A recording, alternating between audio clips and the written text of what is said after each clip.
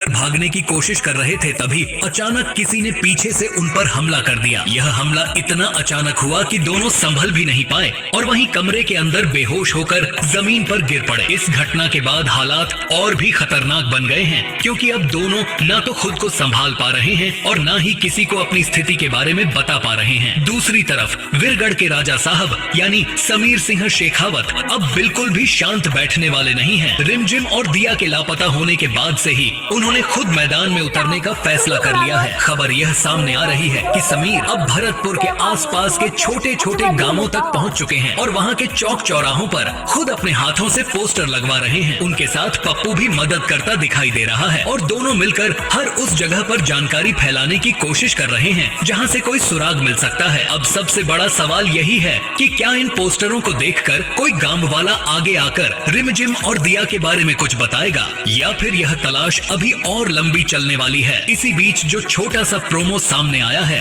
उसने कहानी को और रहस्यमय बना दिया है। उस प्रोमो में यह संकेत मिला था कि रिमझिम की पायल की हल्की सी झंकार सुनकर समीर को एहसास हो जाता है कि रिमझिम शायद कहीं उनके आसपास ही है। लेकिन यह सच है या सिर्फ एक उम्मीद, यह अभी साफ नहीं हो पाया है, क्योंकि जिन लोगों ने रिमझिम और दिया पर हमला किया है वे भी अब चुप नहीं बैठने वाले। उन्हें भी अंदाजा हो चुका है कि समीर उनके बहुत करीब पहुंच चुके हैं, इसलिए संभव है कि वे दोनों को उस जगह से कहीं और ले जाने की कोशिश करें। इस पूरी कहानी में सबसे खतरनाक किरदार बनकर सामने आई है कविता। बाहर से वह एक भोली और मददगार महिला दिखाई देती है और एक छोटा सा एनजीओ चलाने का दिखावा भी करती है, लेकिन असलियत कुछ और ही है। उसी के जरिए कई मासूम लड़कियों को गलत जाल में फंसाया जाता है और रिमझिम ने खुद अपनी आंखों से इस सच्चाई को देख लिया है। अब रिमझिम और दिया का भागने का प्लान फिलहाल नाकाम हो चुका है और दोनों बेहोश हालत में उसी जगह पड़े हैं। इसीलिए आने वाले ट्रैक में सबसे बड़ा सवाल यही होगा